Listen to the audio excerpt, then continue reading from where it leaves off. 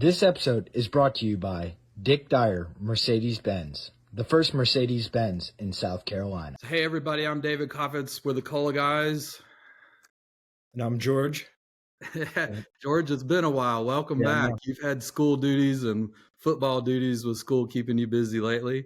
Yeah. But welcome back. I'm glad you're here to help co-host this very special podcast because today we have Gamecock legend Todd Ellis with us. Todd, welcome to the program. Great to be with the Cola guys. Good to see you guys and look forward to working with you today. Awesome. Well, Todd, we are super excited to have you with us. You were my quarterback at the University of South Carolina when I started there. You and I were freshmen in 1986. And during your time there, I mean, you went on to be the all-time leading rusher with almost 10,000 yards, held the record for the winningest quarterback until I believe it was Connor Shaw that finally broke your record. And now you're the voice of the Gamecocks. So we're going to have an interesting discussion and glad to have you with us today. Great. Well, I noticed George didn't chime in there. He has no idea. He's so young that he has no idea. No, I know. He follows I'm Jake football. Bentley era. That's right. You can read history books, thank goodness. And by the way, I know you just barely misspoke. Definitely the all-time leading passer, not rusher. Oh, okay. Sorry about that. It's okay. So, well, George is a D1 football player like yourself. He's up at Presbyterian College. He moonlights, as a real estate agent and the podcast host. Smart man. So he's living your life. Todd, let's get started here. I mean, you've had just an amazing career since college. You came down to the University of South Carolina from Greensboro, recruited by Coach Joe Morrison to step in and play. Talk a little bit about coming out of high school, getting recruited by the great Joe Morrison, and how you made your decision to come to the University of South Carolina and be a Gamecock. Well, thank goodness that I had a set of parents who were not just massively involved, which a lot of parents are today in the recruiting process, but were great in bouncing off ideas on how to whittle down the offers. I had offers from, every school in the country to come play quarterback for them. And we started out, I think, with like 75 on a list. We excluded everything from the Northeast. I didn't want to play in the cold, with the exception of Notre Dame, stayed on my list the whole time. And then we took a process of what are our priorities. And we also sent out a set of rules on how I was to be recruited. And, it's kind of the wild, wild west now, but back in the day there were, unlimited phone calls to your house year round. And we had some rules related to that. And obviously, some of the ethical rules and NCAA rules. And we just whittled it down. Finally, I remember, guys, we got it down to like 12 schools. And all of those schools came into my house in Greensboro, North Carolina. From those visits, which I'd been to games for the 2 years or something like that before that, and a lot of the major ones I was considering. From those visits, then we took our list and cut it down with the pros and cons kind of thing to 5, and those were my final 5 visits, and they were allowed to come back into Columbia again, Greensboro again to see me one last time over that period of time. But I was looking. I remember my priorities were as I wanted to have a chance to play all 4 years. It'd be okay if I was redshirted. I wanted a wide open offense, a passing offense, and nowadays, everybody throws it around. But back then, it was pretty unusual to have a quarterback throw for 3,000 yards. I mean, very unusual, actually. So we wanted that. We wanted some stability in a program that would be great and a true college football atmosphere. And I took my final 5 visits to Stanford, LSU, Georgia, North Carolina, and South Carolina. And it was hard to whittle it from those 5. But it was a great time for me and my family, stressful to begin with. But at South Carolina, they had 3 senior quarterbacks that were coming up the next year that I knew would graduate. and I would have a chance after redshirting or likely redshirting to then be the starter for back then 4 years. Nobody plays 4 years anymore practically. And so that was a big one. It was a great big state school that played a great schedule. Back then we were not in the Southeastern Conference. And then I really had a relationship with Joe Morrison that was powerful. I mean, this was a guy who called me every Friday morning at 7 a.m. for a year, literally for a year. But the cool thing about it was he would say, a couple things about what was going on that week that he knew in either my football, basketball, or baseball career. Obviously, what was going on with my parents. And we were off in 7 or 8 minutes, and these other guys called forever all the time. And I just thought Joe was a man's man. He was a pro's pro. He played 12 years in the league. He was old school. I respected him, and that was a big part of coming down. And then being at a couple games at Williams-Brice obviously was a big, big factor where, we're the only show in town. You go to Stanford, and my gosh, it was great. Elway had just left there. It's one of the most beautiful places in the world. It was kind of quarterback U, but believe me, they could have been drinking tea and eating crackers in the stadium compared to South Carolina or Georgia, the schools that were also recruiting me, LSU at the time. And so it came down to South Carolina, actually in Stanford. And the decision was, hey, I want to go to law school when I finish, and Stanford would be amazing. But I just can't go that far away from my family to where they'd struggle to see me play. One of the great stories, Stanford was such first class. The recruiting coordinator there knew that was a pull for me. So he came to me and my parents in the house and said, here's a plan that we've got. Todd can come to Stanford. I know it'll be a problem, and y'all worry about seeing it. But I've got him a job clerking in a Greensboro law firm. We have a Stanford grad, and he can make X number of dollars per hour in the off season in the summertime. And with that, we can pay for a full VCR, and we'll tape and FedEx every game you can't be to, and you can fly to 3 games in Palo Alto every year based on what he would earn during that time frame. A lot of people would have just written a check, and believe me, we had those offers too, that they would just pay us to come, my parents to come live there. But Stanford was pretty classy in how they did it. But anyhow, I just decided that South Carolina would be the place, and I could be there 4 years. So that's a long answer to your question, but it's one that was incredibly important and obviously shaped my entire future there afterwards. I love the state of South Carolina. I practiced law in the state in South Carolina and North Carolina, and married my wife and met my wife here. And so at the time I knew it was important, but certainly now looking back, wow, what an incredible turn and a benefit for me.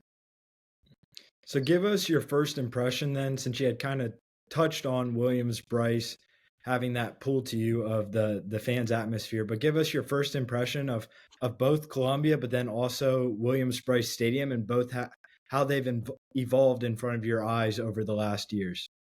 I knew, and it struck me even then at 18 years old that, it was kind of other than Clemson, and they recruited me too. They were part of that 12 that I got down to. But, I knew we were the only show in town, and it was unlike a lot of the other places I visited where you competed with pro sports. There was it was a basketball school. North Carolina was kind of balanced at that time, doing very well in football, but certainly was a basketball school. And so I liked that. I knew when we had a game day, everybody in the state who was a Gamecock gathered up there. It was a huge experience, and it was incredibly important to them.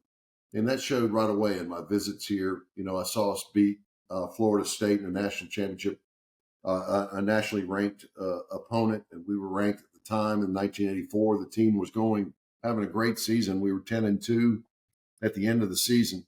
We were undefeated at that time, and I came in for that visit. They had me sit with Miss South Carolina at the time. That wasn't a bad move for recruiting purposes for an 18-year-old kid.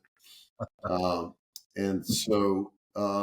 you saw the passion, the families, the deep ties, and I certainly saw that at other places, including Georgia and LSU. But it was something about Columbia and the mixture of, hey, man, you become another city when you bring all these people in here.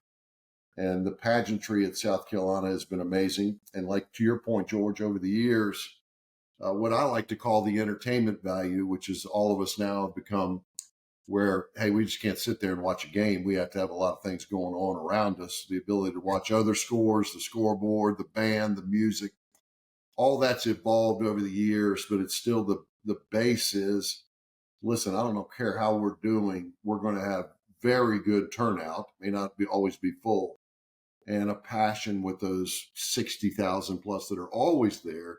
And certainly when we're playing pretty well, you're looking at 80,000 people. That is pretty unique. And that I didn't see going around. And that's only increased. And I think it's, believe me, I travel all over the country to other stadiums, and I see the entertainment value they have, the passion that they have. There's certainly ones that are ranked right there along with us. Nobody's ahead of South Carolina, though, in Williams-Brice Stadium. So Todd, going back to your days as quarter QB1, lead quarterback for the Gamecocks, you're racking up all these incredible stats. What's a memorable game or two for you that you remember being down there on the field and as you talk about the fans and the support and just what was happening that day? Do you have a couple that you just will really never forget? That a lot of them are memorable, but of course, what's different now as a broadcaster, I try to soak in all that atmosphere and everything that's going around and what makes up that. And I try to describe that. Back when you're playing, you're trying to block all that out, even our own fans and own atmosphere at the time. You're just saying, here's my job, let's do it. But I remember a couple of moments. Probably number one moment at Williams-Brice was in '88. We played a ranked Georgia team. It was in the top 15. We were in the top 15 at the time. They were ranked ahead of us. And we had a great plan. I just remember the plan. I could probably remember a couple of plays that day that they blitzed a lot. And I wanted to beat Georgia. They were one of my big rivals. And obviously I was recruited by them and decided not to go there. And I threw a pass to a guy named Robert Brooks, who was a wide receiver from Greenwood, who built himself in to be a wide receiver. And he caught a one-handed pass in the corner of the end zone, stepped inside of it, and that thing ended up on the inside fold pages of his arm with the ball coming down in it and Sports Illustrated later. But it was an incredible catch by Robert. And usually I just run to the sidelines after a touchdown, and I ran down there. We ended up beating Georgia that day at home, a big-time upset. That's one of my favorite moments at Williams-Brice. And then beating Clemson in 1987, of course, a night game. It was the first time they ever showed 2001 on television, the opening as well, and us running out. And a cold, cold night, both teams again ranked. And we get down 7-0, and then our defense was incredible that year. Held them down, and we scored 20. And a home win over the Tigers is always a good memory. So there are a lot more. There are a lot of others. I played 42 games at South Carolina,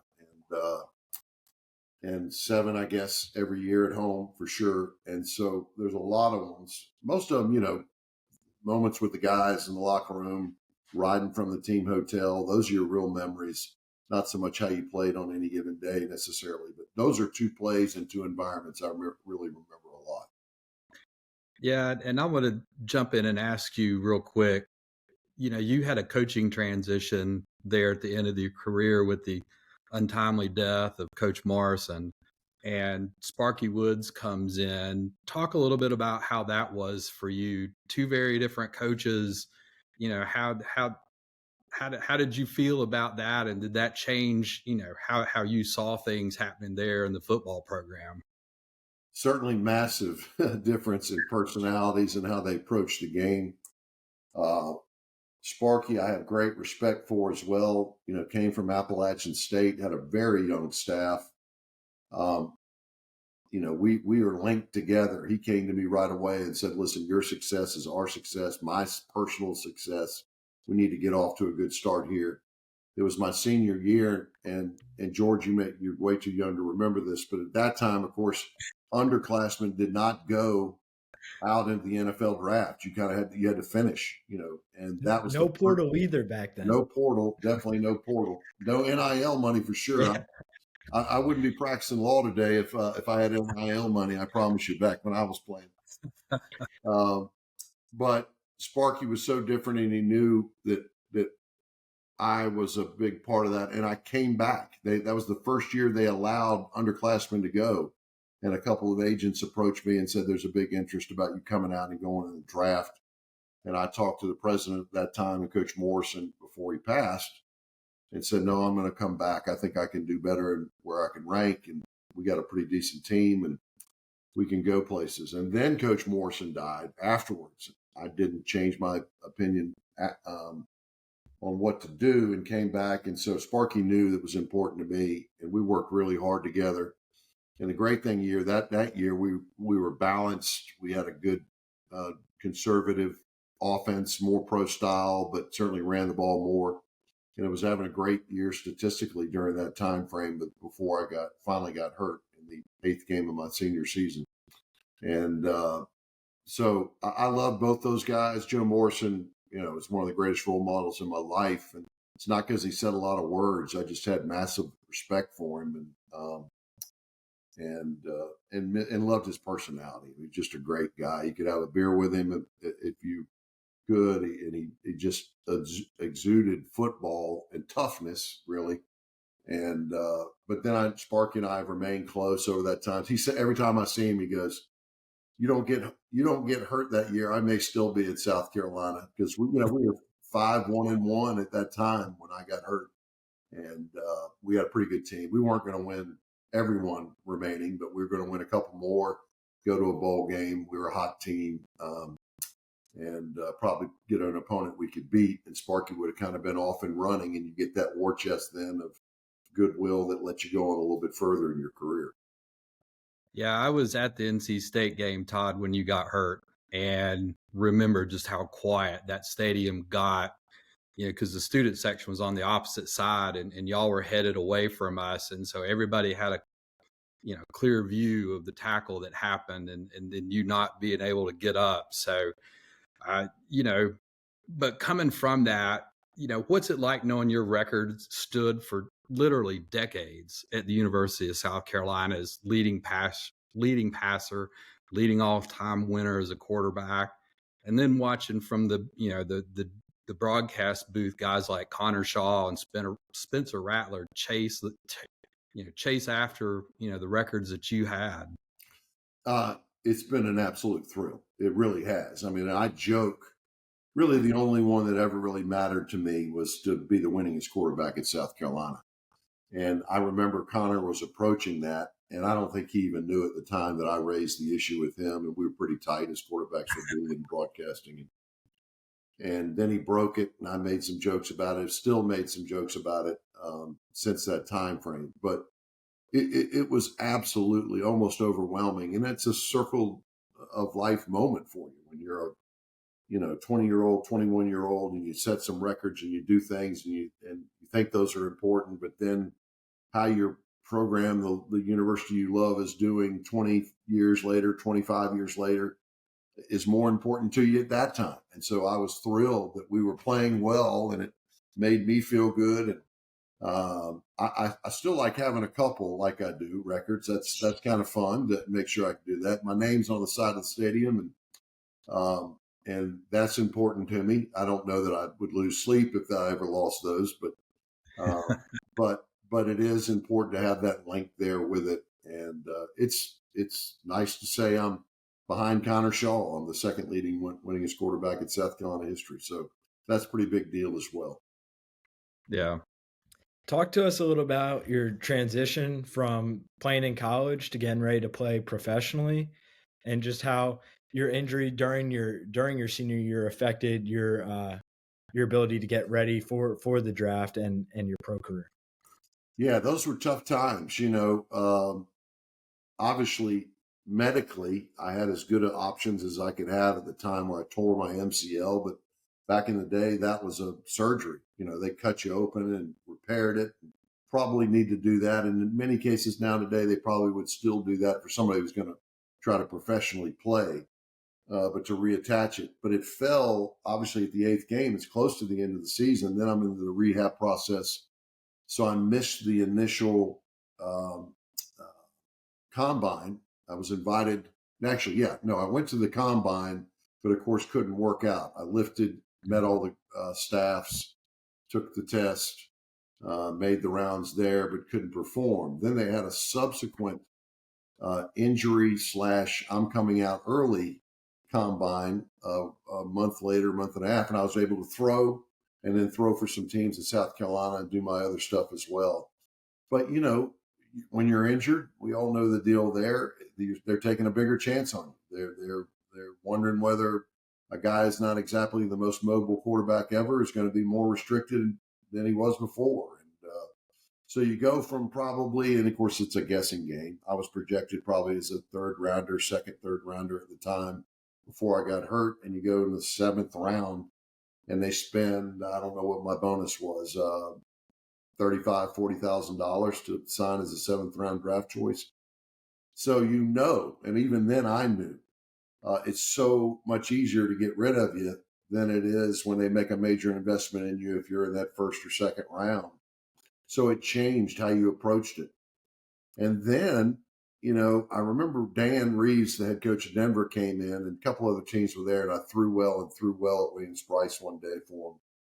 And I said, I think they may take me. And then Joe Morrison said, I think they're going to try to take you certainly at some time. Well, they had a guy named John Elway and Gary Kubiak on their roster at the time.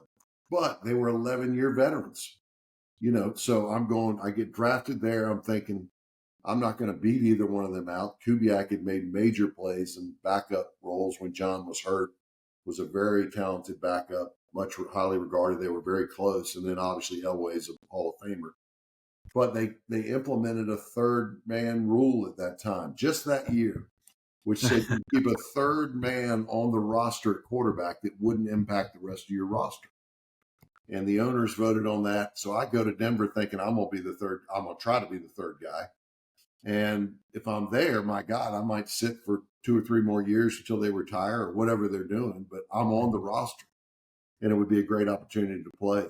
And I'll never forget, we were in Greeley, Colorado.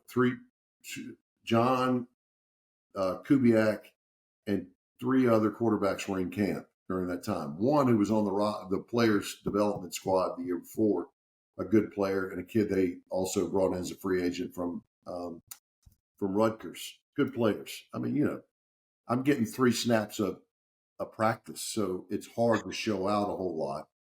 But I played well in an early scrimmage, and then we drew straws on what preseason game we would play in. And I drew the San Francisco 49ers, who had beaten Denver in the year before in the playoffs, who Dan Reeves hated. Was one of the most competitive guys I ever played. So that was not good. I knew I was either not going to get in if we were behind, because he took it so seriously, or if things weren't going well, I'd get pulled pretty quickly. And a long story short, we go up 14-7. And 3rd quarter, I get into the ball game. And I could see in Dan's face as he sent me out there, don't screw this up. I want to win this game. And first down, we ran a little running play. This is a long answer to your story, but it's a good story. And it's about life and what your circumstances are. On first down, we ran a little running play off to the right side, and it gained 1 yard. No big deal. Second down, though, key to life. We ran the base play in our offense, which was 2 backs in the backfield, tight end to left side, wide receiver right. And it was tight end out, curl on the outside, left side. And under center, drop back. Man, I hit it fine. Protection's good. And this backup tight end is a nice guy, very good player, comes out of his break, and he kind of slips. He's open, but he kind of slips coming out of the break, and I gunned it probably a little too early. And he barely got his hands up on it. It went over past his ear hole and through his hands. One that was thrown too early, but one he probably could have caught too as well. So it's 3rd and 9. And somebody right then told me, damn it, you missed it. We would have moved the ball and kept this drive going. And third down comes, it's 3rd and 9. They blitz. My right guard falls down, and boom, I'm sacked. We punt it away. The guy returns it. I mean, down to like our 20-yard line. They score the next play, tie it up, and they put Kubiak back in the ball game. And we still lose the game. That's a Monday Night Football, by the way, I'm playing on. So right then I knew, those are moments in life, and you don't know when to grab it. I knew it was pretty big, obviously, but you don't never know when those things may come. And a couple of weeks later, they dropped the 3-man rule, so you can't keep 3 on the quarterback on the roster. And I get cut, and I'm off to the World League after that for a period of time. But that's life. What shocked me, though, and it'd be interesting for your listeners, is that it was not me. I remember on cut day going, you have got to be kidding me. They cut that guy who was so much better athletically and younger and faster than that guy. The difference in talent at that level is like that. But that experience, if you've been in it, if you played snaps and been in the game, that's everything in the NFL. And they value that almost over anything else. And I'm not saying that's the wrong reason, but I remember that being shocking me more than anything else during that time. Yeah. So let's transition a little bit more. You come out of playing pro ball. Where did a career as a lawyer come in? I heard you mention it earlier that, while you were looking at undergrad schools, places to play football, that kind of law school was in the back of your head. So at what point did you make the decision to come back to Columbia, I guess, and go to school at the University of South Carolina School of Law and start practicing law? Well, first of all, I was glad they would have me in law school at the time. I mean, I did well in undergrad, but it is what it is when you're a student athlete. You only do so well. But no, I'd always kind of wanted to go to law school. I thought that'd be my career. My dad was in law enforcement, not on the legal side, not a law degree, but I always thought I was pretty good on my feet.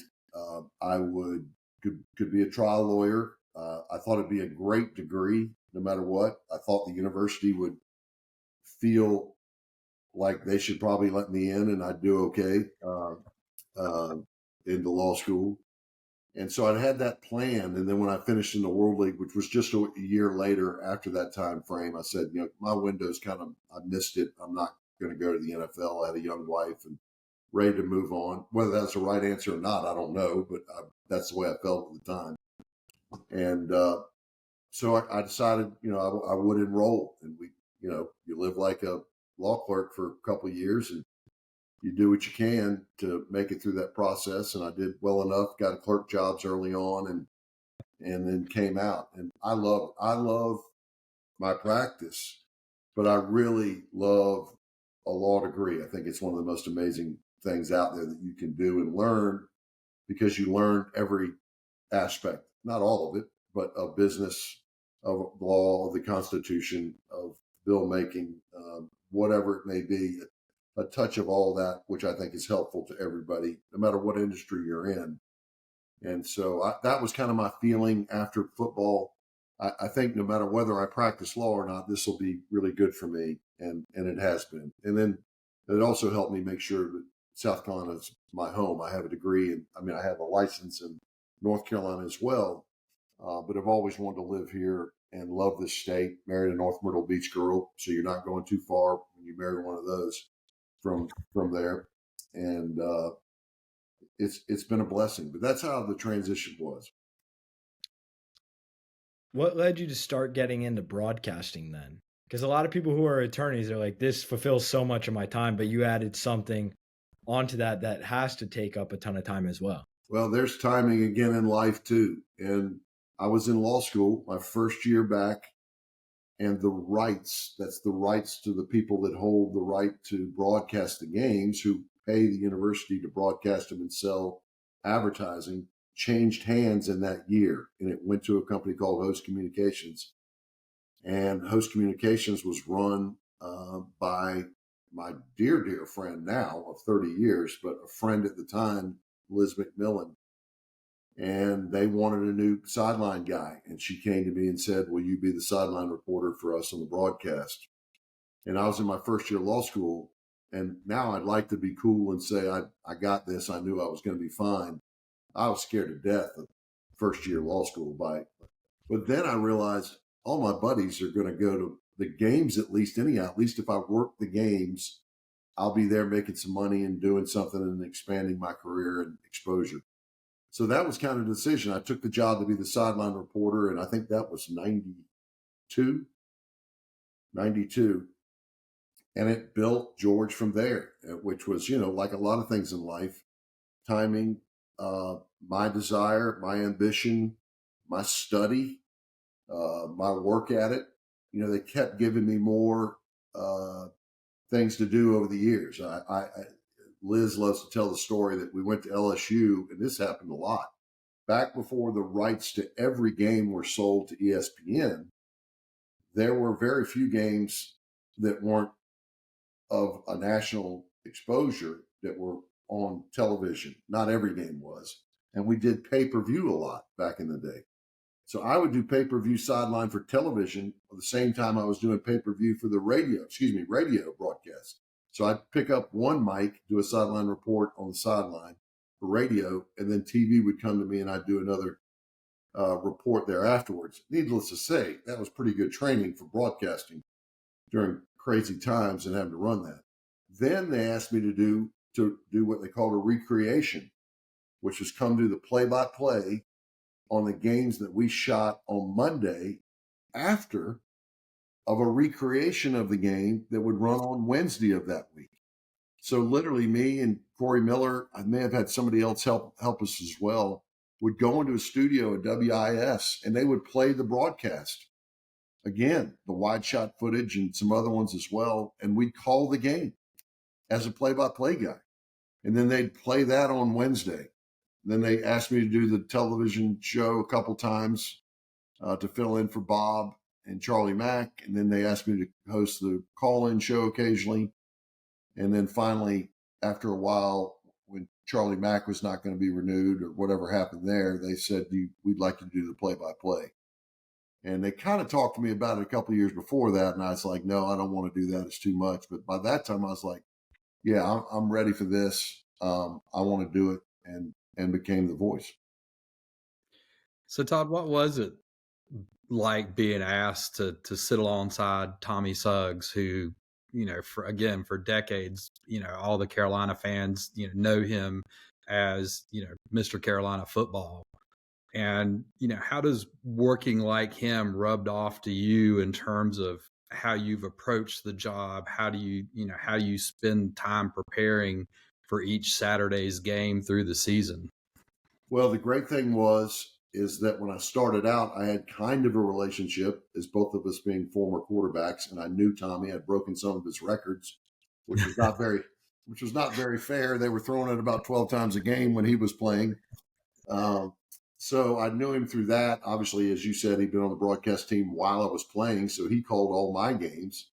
And then when I took the sideline gig, we had a deep relationship. We would do another great thing. One of the best things I ever did help me was I started hosting the pregame show right up until the time of kickoff, getting us in and out of breaks, going to commercial, asking Tommy questions, interviewing people, a huge part of my development as a broadcaster.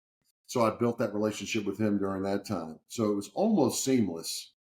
And when I came in the booth, I think Tommy felt invigorated by having another quarterback in there and me and our relationship. And he's the second longest serving color man in the country. Wow. So I just kind of stay out of his way, let him do his thing. We tease each other a lot, but we are dear, dear friends. And I know if I needed something right now, I could call him. He hopefully would do the same. And our families have become so close over the years. So it is, I always thought, Bob Fulton told me at the time, you got to be your own broadcaster. Don't try to sound like me or do my things. Don't try to sound like anybody else. Give them the basic elements. Then you'll build your personality around it after that, after you make sure you get in down, distance, time, score. And you do that a lot, every 2 or 3 plays at the least amount. get that down, and then your creativity in it. And Tommy and I have always blended that. He's such a homer. I don't work for CBS. I don't work for ESPN. I am the voice of the Gamecocks. So when you turn on a broadcast, I have no problem with you knowing from hearing my voice in the first 5 seconds whether we're winning or losing. Yeah. Everything is not sunshine. I call our guys out when we're not playing well. I give the other team credit. But if we're playing well, I'm a homer, and that's okay with me. And if you're the team play-by-play guy, a lot of people do it differently. Some are more down the middle. I'm not. I mean, if you want to know whether it's a Kentucky touchdown or a South Carolina touchdown, just listen to me. You can tell. So could you talk to us a little bit about your prep then for game days? Because you don't just need to know South Carolina. You need to know about the opponent. That way you're able to give the fans who are listening a clear indication of what's happening during the game and a better description. So could you talk to us a little bit just about what goes into preparation for a game day for you? Absolutely. And thanks for asking. It is a lot of work. You run into some people who think, oh, you flip the mic on and just go up there and talk. And not many people think that, but some people do as well. Until you put a microphone in their face and then ask them to go, it changes it. But no, we do a lot of work into it. And from your stuff at Presbyterian or following football now, these massive, particularly in the Southeastern Conference or major schools, their media departments are unbelievable. So it's never a lack of information. So I get 50 to 80 pages from both schools. Usually on Tuesday morning, we get a PDF on Tuesday morning in prep.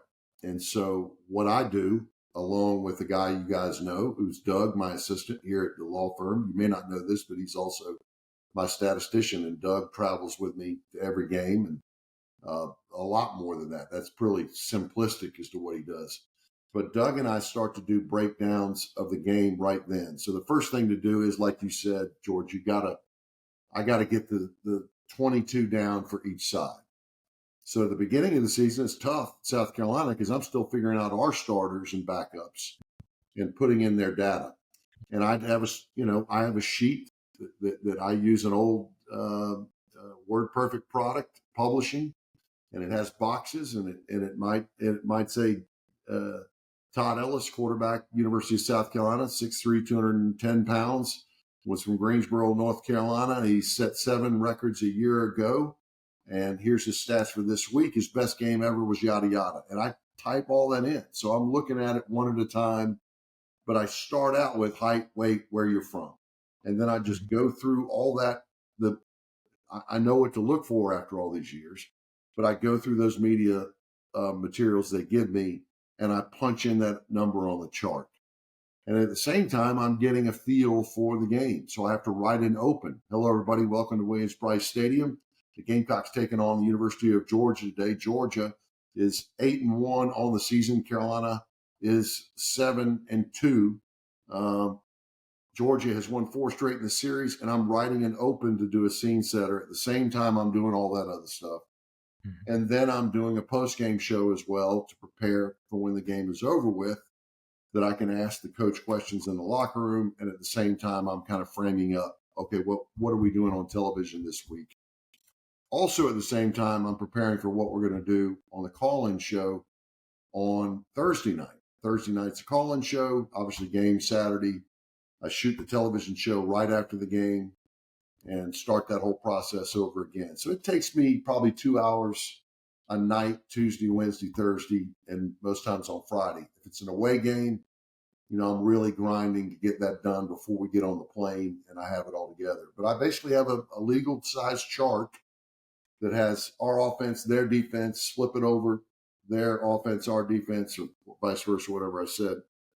And I use that during the game. So I generally know it, but if somebody's getting hot, and so if Ace Sanders has had 3 straight catches in the series, then I'm going to say that's the most catches he's had in a ball game this year. Ace's all-time in numbers, and I've got that there. I can look down at that block and pull that out without having to. Obviously, nobody can recall all of that. So you have the base fundamentals in your head. and then you go back down if something's going on in a ball game. That's a long answer, but it's what we do every week. I can only imagine what that's like. I mean, it's got to almost be intimidating sometimes to like try and digest that as fast as you can to be able to comfortably call it on the radio for us. And so out of all the, you've been at this since 2002, 2003 now, what's a memorable game or two that you just will never forget calling because of what was happening in Williams-Brice or on the road? Yeah, well, there's a couple of them. One of the most memorable ones, and Tommy and I both agree on this, is Steve Spurrier's first win over Florida in Williams-Brice Stadium. And the reason I remember that so much was, we needed Steve to be legitimized in taking this job and not look like a knucklehead. And when he won over Florida, it said, we're here. I'm going to do some damage. He's a great one. And he went on, obviously, to win 11 games in 3 straight seasons and take us to top 10 finishes during that time frame. That was incredibly important. And I remember calling that game, hoping so much for him and his family. The other one is the Connor Shaw game against Missouri on the road, where we are down going into the second half. Connor Shaw was sick as a dog. Did not start the ball game. They bring him in. He's white as a sheet. And he brings us back, takes us to overtime. And we had the first overtime victory in the history over a top 5 team, by the way, but our first win in overtime, another Steve Spurrier game. That's big. The Tennessee game in 2022, where Rattler threw for 6 touchdowns. Obviously, nobody saw that coming. No one saw that game coming. In fact, one of my favorite memories of that is it was my son's engagement party, like the night before. And then on Saturday, all those same people came to the tailgate, which I don't go to tailgate very often, but my brother-in-law has a beautiful tailgate across in Gamecock Park. So I'll walk over there occasionally with my bag, speak to everybody, then go in if I'm there early enough. And all those people came over there. They're all having a good time. And so it's time for me to go and get into the stadium. And I start walking over there with my bag over my shoulder for the game. And I'm thinking, should I be doing this? We're going to get crushed today. Tennessee is so good, so many points. We're not playing well. Why am I leaving my family? Why am I leaving all this? And some guy asked me, when we're standing waiting on the light to cross the roadway. And I just said, hold your breath. And looking back at it, thank God I used that term. He had no idea that I meant that we're getting ready to get our butts kicked at the time. It's what I meant by saying, hold your breath. It sounded like I meant we're getting ready to kill them. Yeah. And so we go out in that ball game, and Spencer's another guy I respected so much because he had a lot to prove, and he did it. And I thought he was incredibly dedicated to South Carolina, always said the right things, and goes out there and throws 6 touchdowns in a ball game on really a perfect night.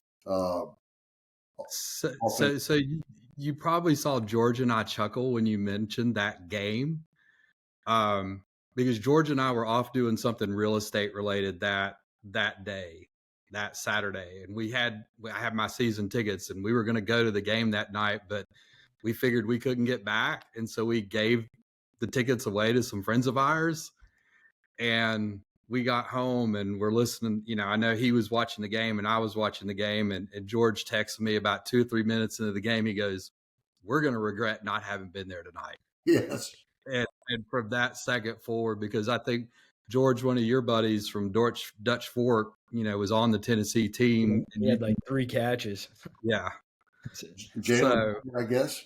Yeah. He struggled that game. Yeah. So George. Yeah, y'all did not pick a good one to miss. And believe me, I was trying to miss it. I didn't even want to go really into the stadium. Yeah. And then that one happened. That's a huge one. There's been a lot of ones. The problem with all of this is it takes so much out of me, and so many of them are memorable because you become so close to these families and these coaches. Yeah. I work with them so closely. You see them at their absolute worst moments, when they're down, beat, defeated, and they got to answer questions. And you see them at the highest moments as well. And you see their families, emotional and otherwise. And so that is a great honor that I respect, and I'm private about it, but it's also very hard. So what might feel like an ordinary game to y'all can sometimes be one that I know something behind the scenes is incredibly being impacted by this process and what happened and what somebody confided in me that week or whatever it may be. And so I cherish every one of those games, and it never gets old. I'll say this is important no matter what else we say. But the good thing is people ask me all the time, how do you balance your law practice and doing this as well? And it's not easy. Like the team, by the time we get to the open dates, I need them as bad as anybody else does. And I'm tired, and Doug works so hard, and we work hard, and it's tough balancing it. You know, at the end of the night, just like y'all putting a deal together, somebody's got to sit down in front of the computer and grind this out. Nobody's going to give it to you or help it out. You've got to get in there and grind on it. And that's what I do every week. But I do it, and every time I get to the stadium, I still love the game of football so freaking much that's all it takes. I do. If I just think about that, if I just think about Spencer Rattler throwing a skinny post 30 yards in the air, and the defensive back's hand barely misses the ball, and our guy catches it right in stride. I mean, that's all I need. I need one of those a game, and I'll come back the next week. I think it's incredible. We all know how hard it is to do. Most people don't know exactly. I take people down on the sidelines sometimes and watch those guys warm up, and they freak out because they realize truly how big they are, proportional they are, and how fast they are. So to see great athletes do those things, it never gets old to me. Never.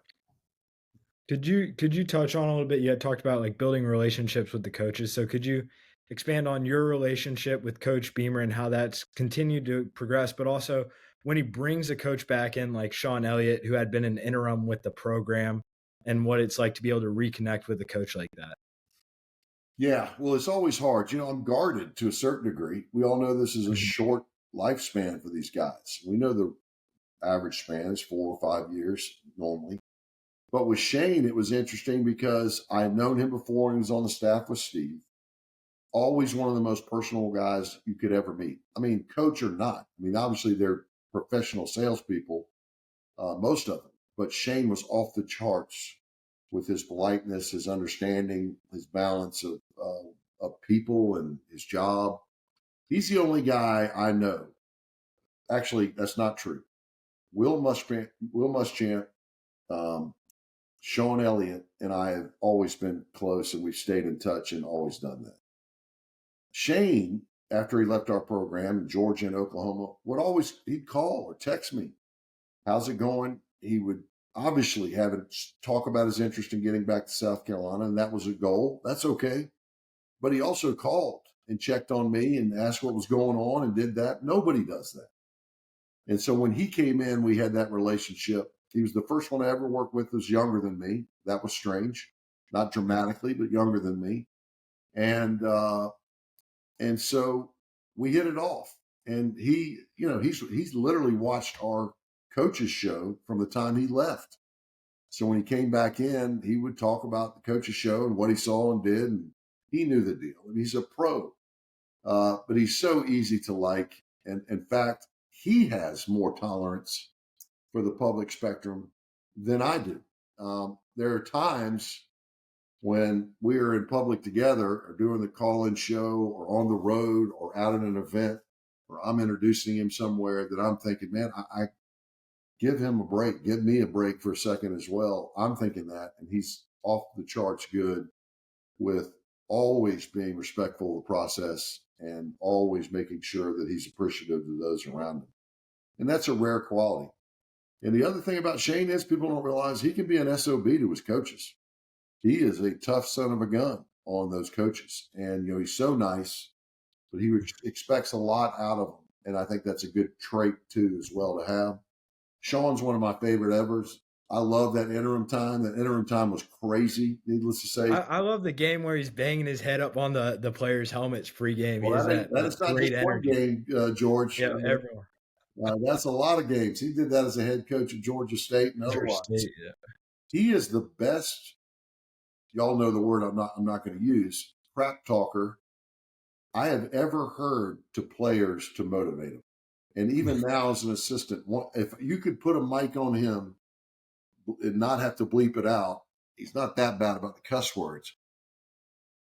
But the players respect him so much, but he will call them out. And I mean in a way that's like buddy to buddy. You're not up for this job. I knew we should have never put you in this slot. You've got to prove it to me today. And he says it in a way that challenges, not hurtful. He doesn't take him down a notch.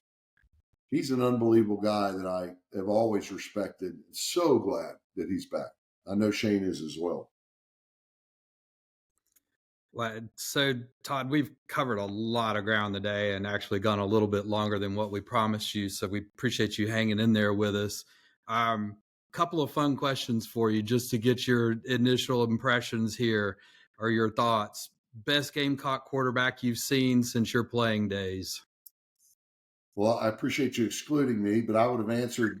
I would have answered this either way.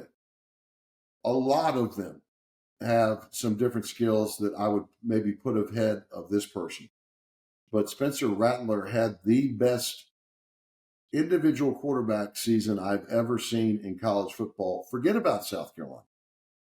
Forget about it. With the team that we had, the numbers he put up, our team was not that good. And Spencer was completing 80% of his passes in first half of ball games and broke records with touchdowns and throws. He is and can throw it all over the field. He had the best season I've ever seen any Gamecock quarterback have. So I will call him the best I've seen. So toughest opponent you faced on the field? Oh, wow.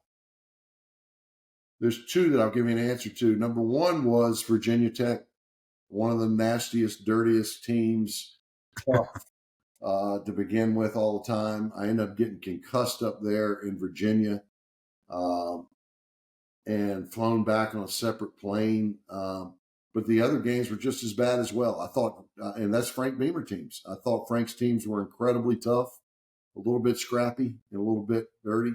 That would be it. The toughest opponent as far as pure talent. Wow, that's hard. I would say the 87 Miami team probably, or 86 Miami team with Vinny Testaverde was the best overall team I saw. Actually, LSU in 87, the bowl game we played with Tommy Hodson and all those guys they had. I watched them on film when we went to the bowl game, started preparing for the bowl game. And I said, this team lost 2 games this year. Of course, it was the Southeastern Conference. I said, this is the best team by far that we played. And we played Nebraska that year and played Clemson that year and everybody else. So those were 3 of the toughest opponents I think I played against.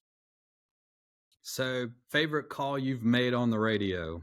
Oh, yeah, it's hard to say.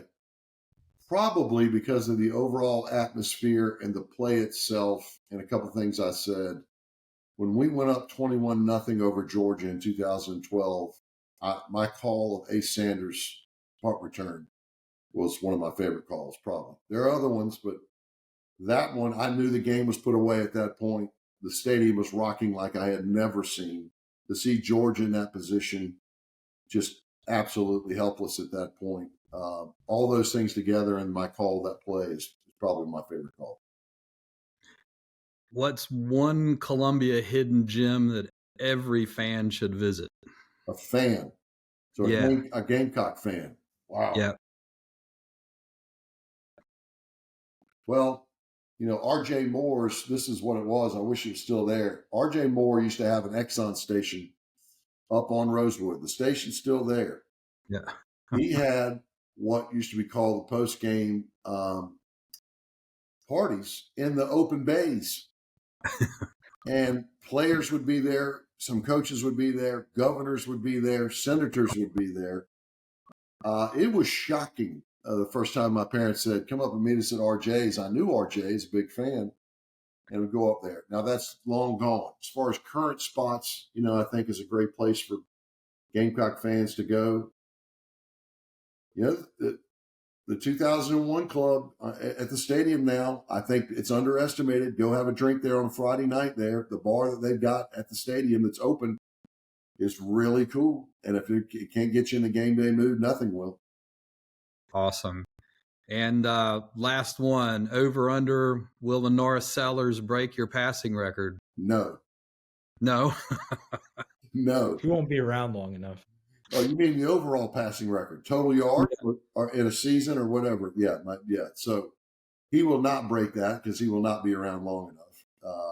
He'll go soon. Plus, he's too daggum good of a runner. So we got a better balanced offense than we ever did at my time. Now, I wouldn't be surprised he throws for 2,500, runs for 1,500 some year. That'd be great. But I'm his biggest fan. I love Lenoris. I told him this summer, you're going to shock the SEC. Don't let anybody tell you otherwise. Play within yourself. And, man, midseason, I think he found out he's got some pretty good players around him, and I don't have to do everything. But he is absolutely the pinnacle of the modern quarterback, and I hope he stays that way. Now, by the way, I'd love for him to break my record, but I don't think he will. Oh, well, George, you want to wrap us up and take us out of here, buddy? Thank you so much for joining us today, Todd. It's been a pleasure. I'm George with the Cole guys. And I'm David. And Todd, thank you for joining us. This has been an absolute pleasure, and look forward to sharing this conversation with our listening audience out there. Just thank you for hanging in there with us to get you on here and let you share all this just fantastic stories with us. Is sponsored by Bell Carrington, Price & Gregg. Bell Carrington is our choice for the best real estate attorneys in town. They are highly communicative and make sure that the closing process is as smooth as possible. With offices in North Carolina, South Carolina, Tennessee, Georgia, and Alabama, they can handle any of your real estate finance, eminent domain, financial services litigation, and litigation needs. Call their Columbia SC office today at 803-509-5078.